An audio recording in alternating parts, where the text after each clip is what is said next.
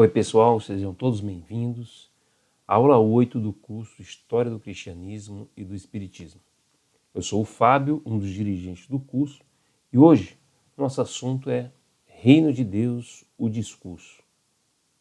Vamos entender o que Jesus disse sobre o reinado de Yahvé e compreender a verdadeira doutrina do Mestre Nazareno. Comecemos pelo início do ministério de Jesus, momento no qual ele já anuncia seu propósito de vida e toda a sua fé. No Evangelho de Marcos está assim: depois que João foi preso, veio Jesus para a Galiléia, proclamando o Evangelho de Deus. Cumpriu-se o tempo e o reino de Deus está próximo. Arrependei-vos e crede no Evangelho.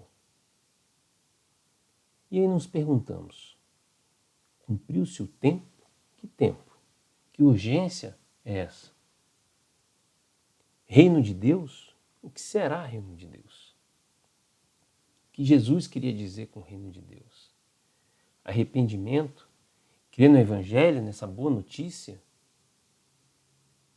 Na boa nova? Por que é necessário mudar?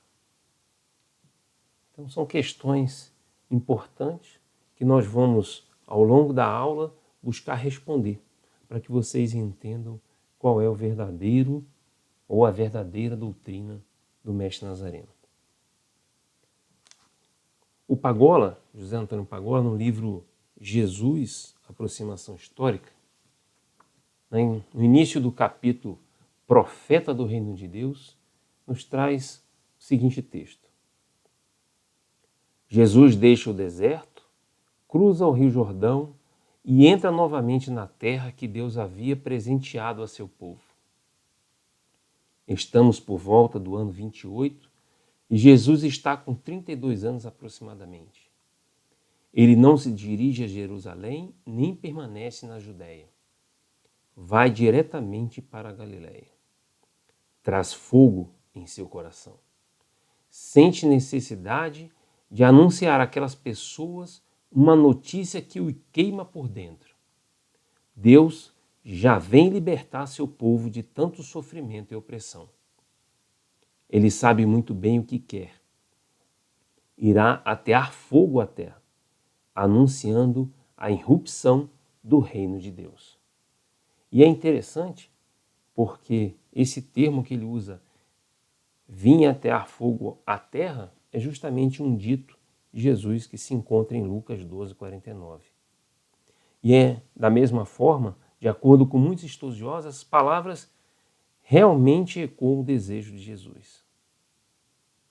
Uma outra fonte, no Evangelho Apócrifo de Tomé, pode-se ler também este dito de Jesus: quem está perto de mim, está perto do fogo. Quem está longe de mim, está longe do reino.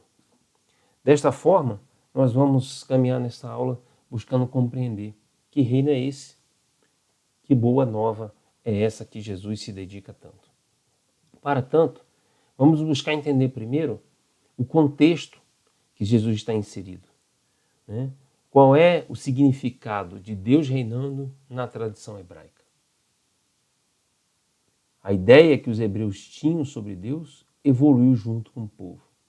É preciso compreender que a relação dos hebreus com o Yahvé é uma relação que vai construir a nação.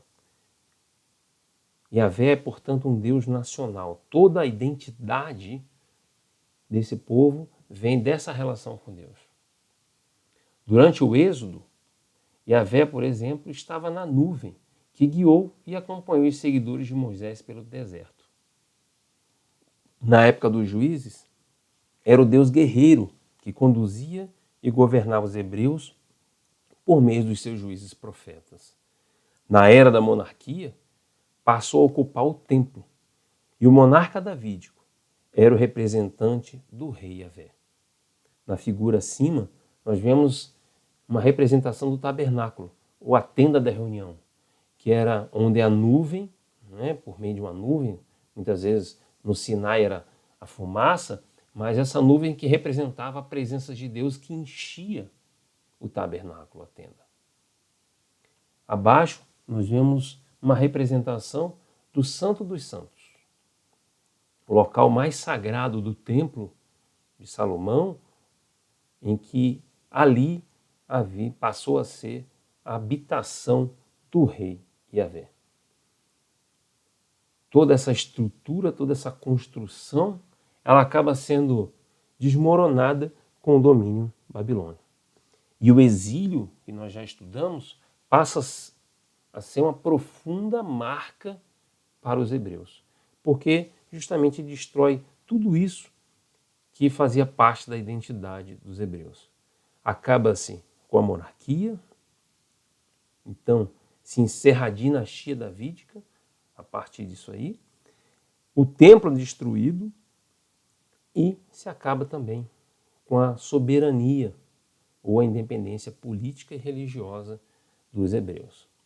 Ainda que com o domínio persa, Ciro permite o retorno dos hebreus para a Terra Santa e permite a reconstrução do templo, se perde a dinastia davídica, do representante do rei Yahvé.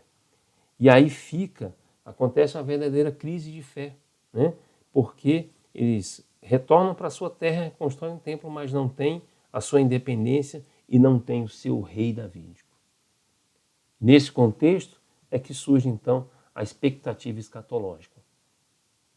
Dentro da literatura apocalíptica, dos profetas, começam a trazer uma série de imagens, uma série de questões, tentam, de certa forma, trazer um conforto para o povo e constroem essa ideia de que Deus intervirá na terra, contemplando o justo e punindo o ímpio, inaugurando uma nova era de paz, justiça e prosperidade infinitas. E, com a literatura que vai sendo produzida nessa época, se levantam 3 perspectivas de como se dará essa intervenção divina. Primeiro, havia uma ideia de que ocorreria essa intervenção por meio de um rei, Messias, quer dizer, um novo ungido, um descendente de Davi, um libertador do povo, que a gente vê nos evangelistas, na construção dos evangelhos, a busca de tentar enquadrar Jesus nesse papel. Então colocam ele como nascido em Belém, na entrada, hosanas ao filho de Davi quando entra em Jerusalém, na sua sentença de morte na cruz é colocada lá, rei dos judeus. Então tudo isso aí é um esforço para enquadrar Jesus na figura desse rei Messias. Outra corrente, dentro dos judaísmos que existiam na época de Jesus, é a de o rei Yahvé, ou seja, Deus intervindo na história de forma direta, sem intermediários, e reinando no lugar dos homens. Mas próximo ali do século I e muito forte também na época de Jesus, então surge a figura do Filho do Homem, entre outros seres celestiais, que passa a ser um rei guerreiro e um juiz escatológico, um enviado por Deus para reinar até o fim dos tempos. Uma quarta visão que vale a pena a gente ilustrar aqui era que foi descoberta no meados do século passado com a comunidade de Qumran, no Mar Morto, Então, é que havia a expectativa deles, daquela comunidade específica, é que haveriam 2 Messias. Um primeiro Messias viria, um ser celestial, algo como o Filho do Homem, para eles representado como Melquisedeque, seria então um rei sacerdote guerreiro, que seria um Messias que ia combater, liderando as forças da luz, ia combater as forças do mal e preparar, ungir a entrada do rei Messias, o Mashiach ben Davi. É interessante que é uma ideia que ainda persiste entre os judeus da atualidade, os ultra-ortodoxos, obviamente. Mas, enfim, é importante entender que havia, então, diversas visões de como aconteceria essa intervenção divina. Mas é importante entender a presença forte dessa expectativa escatológica. Para entender o que Jesus queria dizer com o reino, né, é importante a gente pensar nessa questão de que qual é a historicidade por trás disso? Como que a gente pode pensar essa relação entre reino de Deus e Jesus? E daí vamos passando, conforme já foi visto anteriormente, os critérios de historicidade. Aqui atende, quais são atendidos nessa perspectiva? Primeiro, o critério da descontinuidade. Então, o discurso, o reino de Deus, era um discurso original de Jesus. Isso é muito patente, porque é uma coisa muito rara no Antigo Testamento. Então, na tradição hebraica, o que se falava era Deus reina, ou rei Deus, rei Yahvé, mas não o reino de Deus. E também é diferente da tradição cristã pós-pascal. Quer dizer, a tradição cristã vai trazer um outro significado, uma outra ideia, não há ênfase nesse termo reino de Deus. Então, por não estar relacionado nem com a tradição judaica e nem profundamente relacionado com a tradição cristã posterior, o reino de Deus atende ao critério de descontinuidade. Outro critério que atende também é o critério do constrangimento. Quer dizer, reino de Deus, na perspectiva de Jesus, traz uma proposta inclusiva, que rompe com aquilo que se trazia na mentalidade hebraica, né? Uma proposta de que o reino incluía impuros e marginalizados. Então, essa inclusão, e muitas vezes Jesus vai dizer que há prioridade para eles no reino, gera um constrangimento, quer dizer, era um fato tão notório, estava tão presente nas atitudes de Jesus, que não tinha como tirar isso da sua mensagem.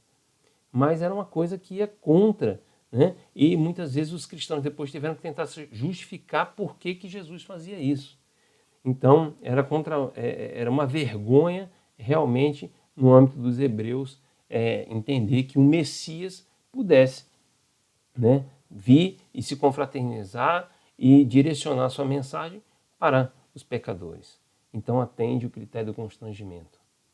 O outro critério é o critério da múltipla confirmação de fontes e de formas, e a gente vai ver que reino de Deus, que foi citado por Jesus mais de 120 vezes dentro da literatura, né, dos evangelhos, você vai ver que está em Marcos, na fonte que, e aí você vai ver em Mateus e Lucas independente, outra fonte independente que é João, que traz outra tradição, Paulo também.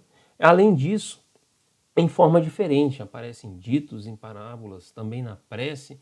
Então isso, de uma forma muito contundente, atende ao critério da múltipla confirmação.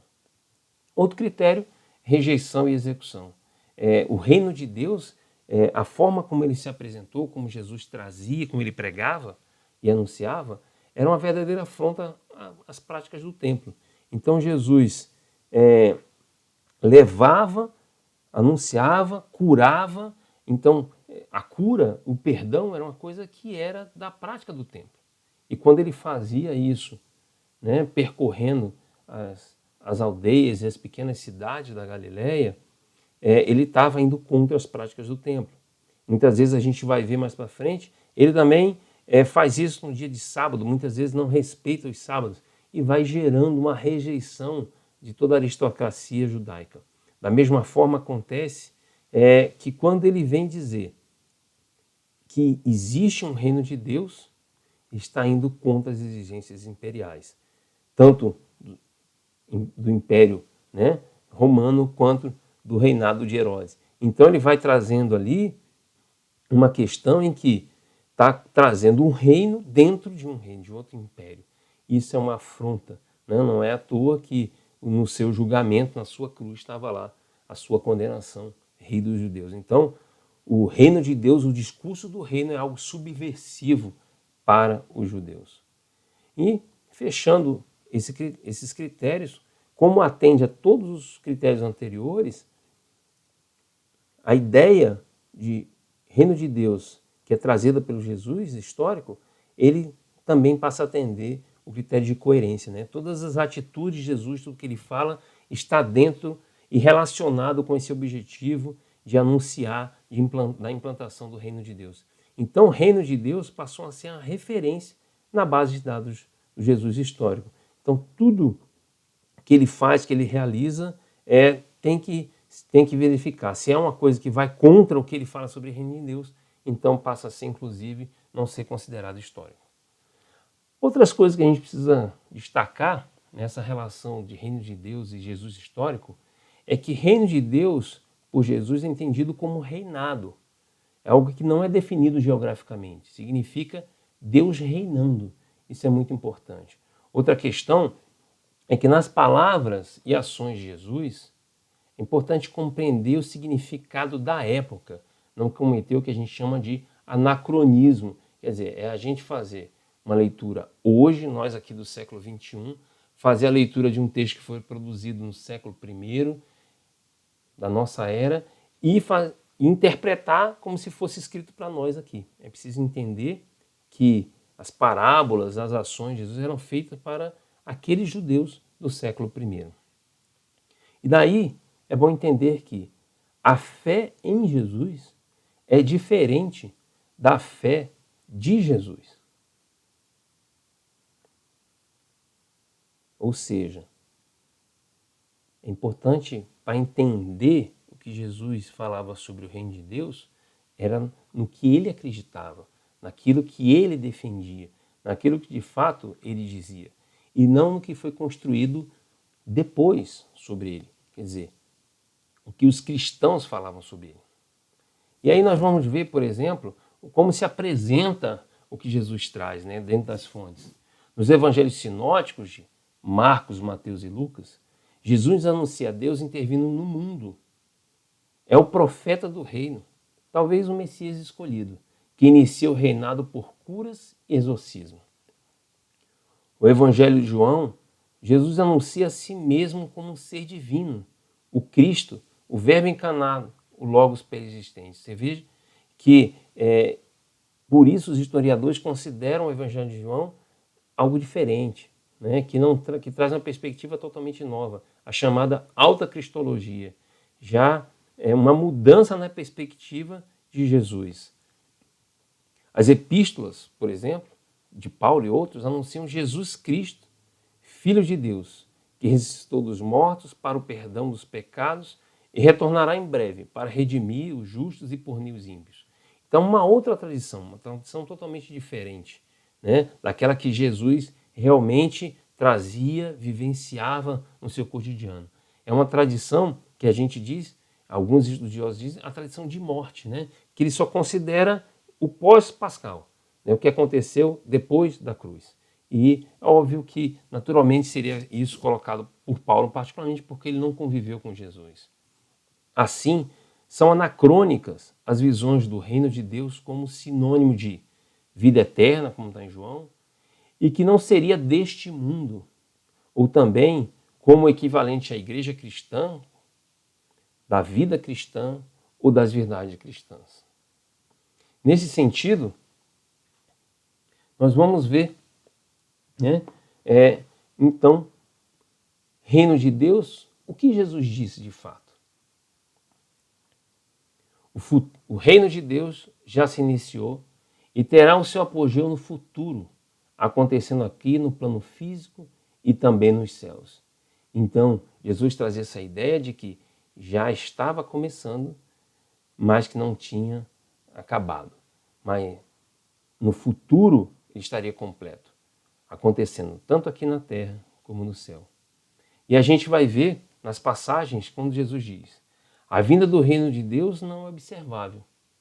Não poderá dizer, ei-lo aqui, ei-lo ali, pois eis que o reino de Deus está no meio de vós, quer dizer, está presente, já está acontecendo, já se inicia. Ao mesmo tempo, quando nos ensina o Pai Nosso, ele: venha o teu reino, seja feita a tua vontade, na terra como no céu. Então, esse sentido dessa incompletude, né? Em que se deseja que se instale, que essa vontade, que o reino de Deus se instale aqui na terra, da mesma forma que acontece no céu. E aí, Jesus fala na parábola da semente que germina por si só. Ele faz essa referência de que o reino de Deus cresce por si só, como uma semente que é lançada e que o homem não sabe, né, como opera, como é que ela se transforma, como é que ela sai. Mas ela vai, né, e ele diz que o homem dorme, não sabe como vem, mas quando ele vê, a semente cresce e vai ganhando força. A mesma referência, muito próxima, ele fala na parábola da semente de mostarda, né? A pequena semente que, minúscula, é lançada, cresce como uma erva e é difícil de controlar. As aves espalham, levam para um lado, levam para o outro e faz essa referência. É quase uma erva daninha, né, que não consegue se controlar dentro de uma plantação. E aí é essa ideia de que o reino de Deus começou a germinar. Ele vai germinando, vai se desenvolvendo sem que haja um controle. É independente da vontade humana. Deus já está agindo e ele vai se desenvolvendo. Outra ideia que Jesus nos traz é que todos são bem-vindos. O reinado de Deus não há pares. As curas, os exorcismos e a comensalidade aberta são sinais de que o reino já começou. Jesus diz, no contexto em que João estava preso e alguns de seus discípulos vêm perguntar: és tu enviado? Jesus responde: ide e contai a João o que ouvistes e o que vistes. Os cegos veem, os coxos andam, os leprosos são limpos e os surdos ouvem. Os mortos ressuscitam, o evangelho é anunciado aos pobres. Então todos estão e são chamados para o reino de Deus. Em outro texto de Lucas e Mateus, Jesus afirma: se expulsa os demônios com o dedo de Deus, então é porque chegou até vós o reino de Deus. E no famoso Sermão da Montanha, Jesus começa dizendo: bem-aventurados vós os pobres, porque vosso é o reino de Deus. Então veja, todos estão abertos, não é só a uma aristocracia judaica, a um grupo pio que segue as regras, mas a todos está aberto, né? No contexto da comensalidade aberta, né, Jesus é acusado e da forma como ele procede, né, nas festas, nas refeições, e está lá em Mateus, ele se referindo a como os fariseus o acusavam. Então os fariseus diziam: eis aí um glutão e beberrão, amigo de publicanos e pecadores.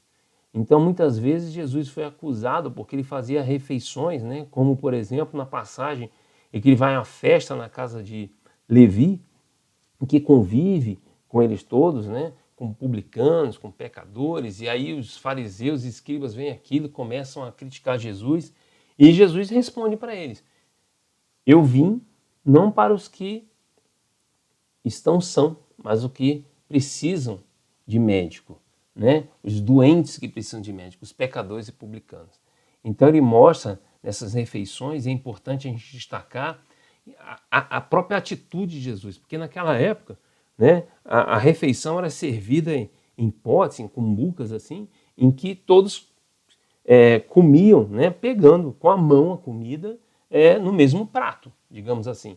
Então isso, para uma sociedade judaica muito ligada a rituais de pureza, e Jesus, considerado aí o Messias, fazendo refeição com pecadores, era um negócio realmente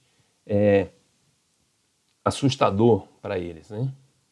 E aí a gente vê, né, nesse contexto da comensalidade aberta, do convite do reino de Deus, a parábola do banquete nupcial, em que um rei, né, prepara um banquete para comemorar o casamento do seu filho, e aí os convidados não vêm, né? Os primeiros, né, não vêm, assim como fazendo referência aos judeus, a esses pios que não se apresentam ali para esse reino, e ele manda os empregados irem chamando quem está pelo caminho, né? Todas as pessoas que estiverem.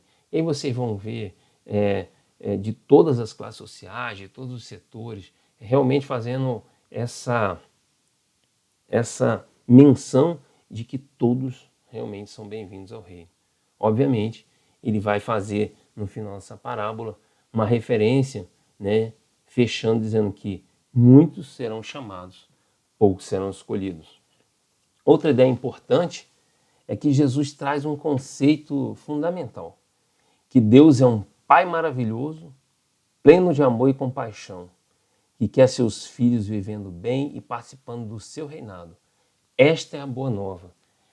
Este é o Evangelho, né? Esta é a boa notícia que ele tem divulgado. Então, Deus reina, mas é um Pai maravilhoso. Na parábola do bom samaritano, ele vem fazer referência a dar esse exemplo da compaixão, né? Quando ele coloca e na estrada, o viajante ele é assaltado, maltratado, e aí passa um sacerdote, um levita e um samaritano. E aí os outros não fazem nada, o samaritano que cuida, paga hospedagem, deixa alimentação, aquela coisa toda, e ele fala, pergunta para os discípulos, né? Quem deu o exemplo de compaixão? Quem deu o exemplo de amor ao próximo? Quem era o próximo mais próximo? E aí faz referência a essa compaixão que o Pai, né, amado nos dedica. Da mesma forma, quando questionado porque estava para realizar cura no sábado, Jesus faz a pergunta aos fariseus, é permitido no sábado fazer o bem ou fazer o mal?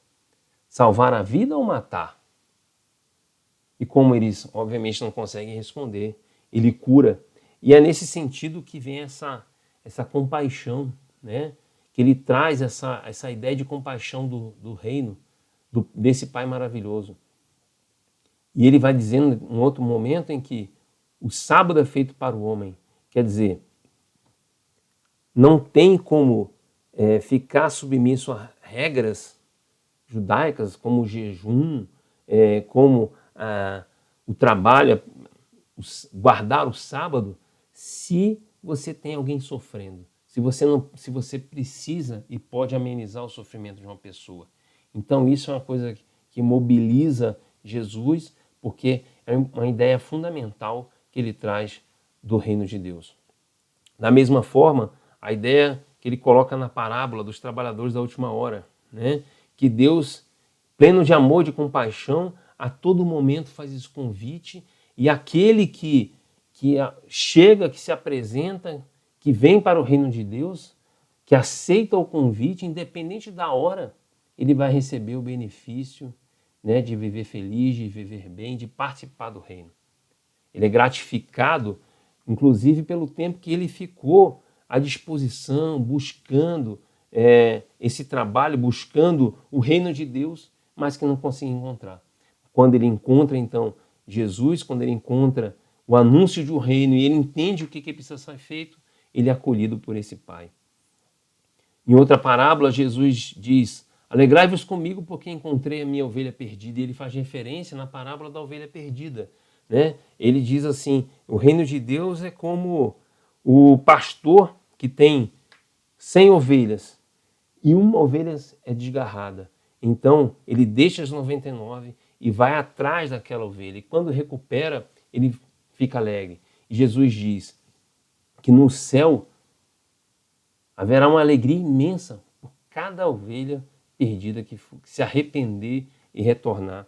E nesse contexto do arrependimento, também surge para nós, Jesus traz a belíssima parábola do filho pródigo. Quer dizer, não interessa o que ele fez, por onde andou, qual foi o seu pecado. O importante é o arrependimento dele e o retorno. E Deus acolhe, tem compaixão e faz uma festa para esse filho que retorna, porque assim ele é um pai maravilhoso. Outra ideia importante que Jesus nos traz e diz sobre o reino de Deus é que Deus é perfeito. O seu governo é feito de bondade e justiça. Mas não basta crer no anúncio do reinado que se inicia. É preciso viver a ética do perdão e do amor ao próximo. Isso é um ponto central, né? Aí, Jesus traz: amai os vossos inimigos e orai pelos que vos perseguem, porque ele faz nascer o sol sobre maus e bons, como faz chover sobre os justos e os injustos. Jesus vem trazer isso num contexto que ele diz: se a sua justiça não superar a justiça dos escribas e fariseus, não poderá entrar no reino dos céus. Então ele traz uma lógica diferente de justiça. Quer dizer, não é amar só ao próximo, que para o judeu entendia muitas vezes que era outro judeu, mas amar os inimigos, orar pelo que vos persegue. É uma outra lógica que ele vai trazer, uma outra ética de perdão e de amor ao próximo. Mas tem algumas condições. No Pai Nosso ele traz: e perdoa-nos as nossas dívidas, como também nós perdoamos aos nossos devedores. Então, assim, nós não podemos julgar, porque é nessa medida que seremos julgados. Temos que perdoar, porque é desta forma que seremos perdoados. A gente precisa ser compassivo, como o nosso Pai é compassivo. É preciso ser de perfeitos, como o vosso Pai que está no céu é perfeito, disse Jesus. E ele diria, né? Eu te digo, não sairás de lá antes de pagares o último centavo. Então, numa parábola, Jesus vem trazendo essa ideia de que é preciso, quando a gente deve alguma coisa a alguém, tem alguma contenda, que busque uma atitude de conciliação com essa pessoa. Né? E ele diz: faz isso enquanto vocês estão no caminho. Antes que esse teu inimigo, essa pessoa que você tem essa contenda, não leve para o juiz não entregue para os guardas e coloque na prisão. Porque ele termina dessa forma: não sairás de lá antes de pagares o último centavo. Então, é preciso que a gente se arrependa, que a gente assuma e realmente mude a forma de pensar e agir. E assuma essa ética de perdão e amor ao próximo. Desta forma que podemos participar, né, mereceremos, dentro da justiça de Deus, poderemos participar então do reino. Não há como a gente deixar de achar que é um simples acolhimento. É preciso arrependimento e ação. Há uma condição. Na parábola do joio, onde Jesus fala que foi plantado o joio junto com o trigo, mas no final o joio será separado do trigo. A mesma referência tem na parábola da rede, que os pescadores saem, puxam a rede e no final da pescaria sentam lá e separam, né? Essa é a ideia, aquilo que vai ser aproveitado e o que não é jogado fora. Então, há uma questão importante aí. Nós temos que entender que há uma condição. Porque Deus é perfeito, é bom. Mas por ser bom, ele é justo. Então, como eu disse naquela outra mensagem, na parábola da núpcia, do banquete nupcial, muitos serão chamados, poucos serão os escolhidos. Então, todos são convidados. Todos são bem-vindos. Mas é preciso não simplesmente crer. É preciso viver essa ética do perdão e do amor ao próximo. Outra ideia é que o reinado de Deus é iminente. A mudança é urgente e prioritária. Não há tempo para procrastinação. Então o reino de Deus surge, já se inicia e, como disse lá no início do seu ministério, está próximo. Por isso, tem que ser prioridade. Não dá para deixar para depois. E aí, a imagem que Jesus traz na parábola do semeador é: a semente já foi lançada, já foi plantada e ela vai começar a crescer. Que tipo de terreno nós somos, né? Nós precisamos mudar urgentemente para a terra boa, para a terra fértil, para colher essa semente e fazê-la germinar e crescer como o reino de Deus. E ele diz: buscai primeiro o reino de Deus e tudo mais vos será acrescentado. A urgência, a prioridade é o reino de Deus. Daí ele vai dizer a dificuldade do reino, do rico, entrar no reino dos céus. Ele vai dizer que não é possível servir a Deus e ao dinheiro. Vai trazer algumas questões que: olhar as árvores do céu, olhar os lírios do campo. Então não se incomode com isso, não perca tempo, né? A cada dia basta o seu mal. Busque primeiro o reino de Deus. Daí surge também a ideia controversa da família que Jesus vem dizer: quem é minha mãe, quem são meus irmãos?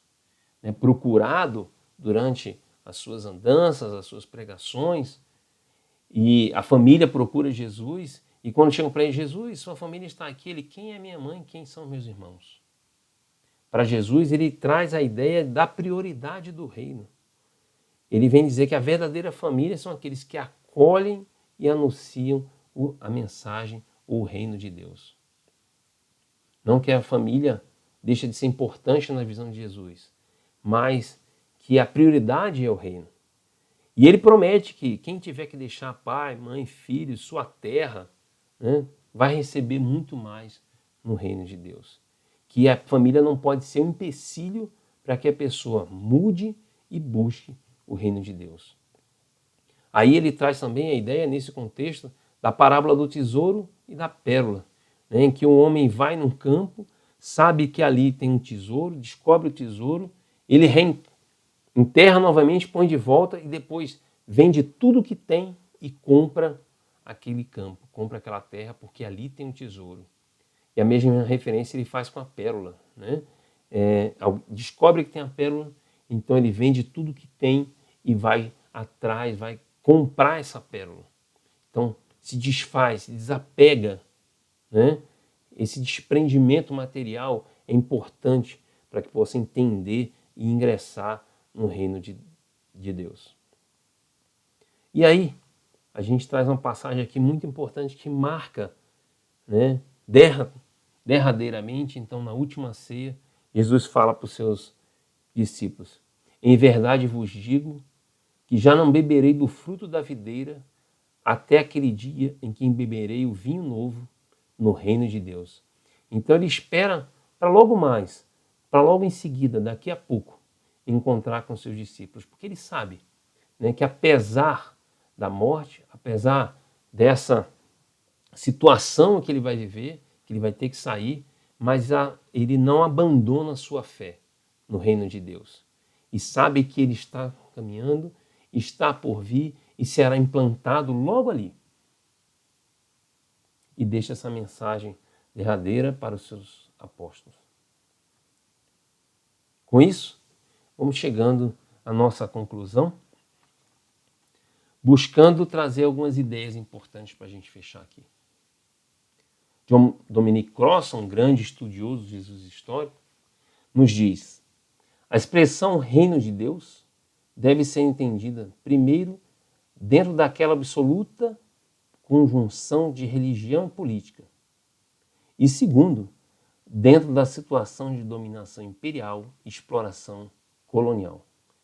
A expressão evoca uma visão ideal de poder político e religioso, de como este mundo terreno seria governado se Deus e não César se sentasse no trono imperial. Como tal, invariavelmente lança uma sombra causticante, crítica sobre o governo humano. Então a ideia de que o reino de Deus, né, é uma crítica ao governo humano. Desta forma, podemos entender que Jesus e seus seguidores aguardavam a vinda do reino de Deus aqui na terra. O reinado já estava presente e as curas e exorcismos eram sinal disso. No entanto, a instalação plena do reino ocorreria no futuro, sem intervenção humana, ou independente da ação humana. Para participar do banquete do reino, todos eram convidados, pecadores e injustos, mas havia uma condição. Para ser admitido, era necessário mudar e viver a ética do Evangelho.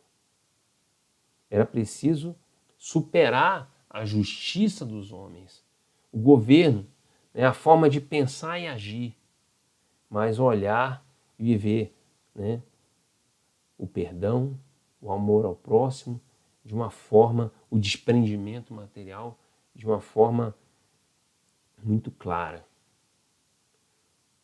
Portanto, o reino de Deus, sem paralelo na história hebraica, é a verdadeira doutrina de Jesus, convidando-nos a sermos perfeitos como Deus Pai.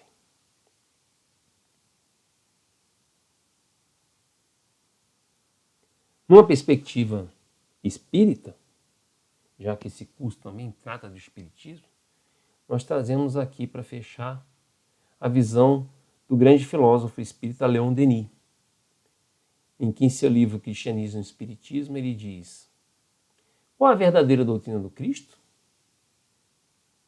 Os seus princípios essenciais acham-se claramente anunciados no Evangelho.